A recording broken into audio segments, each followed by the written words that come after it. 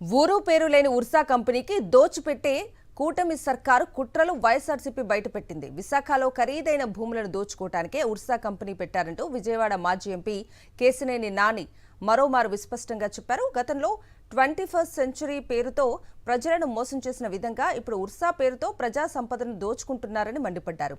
ఈ మేరకు ఎక్స్ వేదికగా ఆయన సాక్ష్యాధారాలతో విరుచుకుపడ్డారు. తనపై చేసిన ఆరోపణలకు కేశినేని నాని తక్షణం క్షమాపణ చెప్పాలని, లేకపోతే పరువు నష్టం దావా వేస్తానంటూ ఇటీవల సతీష్ అబ్బూరి ఒక వీడియో విడుదల చేశారు. అందులో 21st సెంచరీతో తనకు గాని తన భార్యకు గాని ఎటువంటి సంబంధం లేదని చెప్పారు. దీనిపై కేశినేని నాని స్పందిస్తూ మరిన్ని ఆధారాలు పోస్ట్ చేశారు. దీనికి సతీష్ అబ్బూరి ఏం సమాధానం చెబుతాడని నిలదీశారు. మీ మిత్రుడు చార్లెస్ శోభరాజ్తో కలిసి 21st సెంచరీ పేరుతో మోసం చేసింది వాస్తవం అని వ్యంగ్యంగా ప్రశ్నించారు. ఈ మేరకు అమెరికాలో సతీష్ అబ్బూరి ఏర్పాటు చేసిన 21st సెంచరీ కంపెనీ వివరాలను పోస్ట్ చేశారు.